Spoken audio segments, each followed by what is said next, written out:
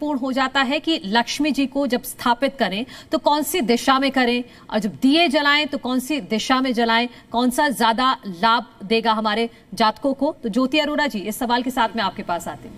जी देखिए, लक्ष्मी जी की जो प्रतिमा है, सबसे पहले मैं उसके बारे में बताती हूँ। जो लक्ष्मी जी की प्रतिमा घर में लाई जाती हैं, उन्हें इनवाइट किया जाता है।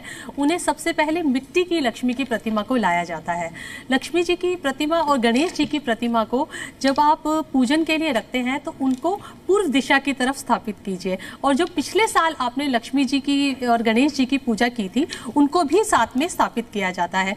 जब आप लक्ष्मी गणेश की पूजा करते हैं लाल रंग के वस्त्र के ऊपर उन्हें स्थापित करने के बाद, तो आप पिछले लक्ष्मी गणेश के साथ साथ नए लक्ष्मी गणेश की जो प्रतिमा है उनका भी पूरे मान सम्मान के साथ आप पूजा करेंगे और उनको भी वही पुष्प अर्पित करेंगे जो आप नए लक्ष्मी गणेश को अर्पित कर रहे हैं। तो ये तो हो गई बात लक्ष्मी गणेश की।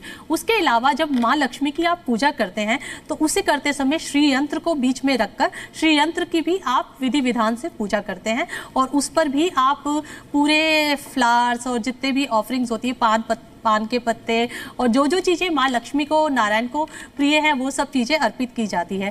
गणेश जी को अर्पित किए जाते हैं पीले फूल और लक्ष्मी जी को अर्पित किए जाते हैं कमल के फूल। ये चीज़ों का आप विशेष रूप से ध्यान रखें। जब माँ लक्ष्मी की पूजा की जाती है तो उस पर एक बहुत लोग मुझसे प्रश्न पूछते हैं कि क्यों उन्हें खील पतासे चढ़ाए जाते हैं। खील पतासे आपने देखे होंगे कि बहुत सारे खील पतासे लोग बेच रहे होते हैं और लेकर भी आते हैं। तो खील पतासे चढ़ाना बहुत ज़्यादा ज़रूरी है। आप हर महिला को अपने मायके से बहुत ज़्यादा प्रेम होता है, तो खील पताशे जो होते हैं ना, माँ लक्ष्मी के मायके का जो है ना वो है भेंट होती है। वहाँ का वो एक तरह से देखा जाए तो वहाँ का मिष्ठान होता है। तो जब माँ लक्ष्मी की पूजा की जाती है, जब आप लक्ष्मी का पूरा पूजन कर लेंगे, उसके बाद माँ लक्ष्मी को अर्पित किए जाते हैं खील पताशे। और ये परिवार का एक एक जन जब माँ लक्ष्मी पूजा करने के बाद खील पताशे माँ लक्ष्मी को अर्पित करता है तो उससे माँ लक्ष्मी प्रसन्न होती है। तो इस तरह से अगर आप माँ लक्ष्मी की पूजा करते हैं तो माँ लक्ष्मी आपसे प्रसन्न होती है। अगले दिन जब आप लक्ष्मी पूजन कर देते हैं, लक्ष्मी पूजन करने के बाद आप जो पिछले साल पूजे हुए माँ लक्ष्मी गणेश की प्रतिमा है उनको बिल्कुल सम्मान सहित आप किसी स्वच्छ वस्त्र में लपेटकर कहीं स्वच्छ वेग में पानी के जगह किसी नदी में आप उनको प्रवाहित करेंगे और नए लक्ष्मी गणेश को आप सम्मान सहित अपने घर में आप स्थान देंगे।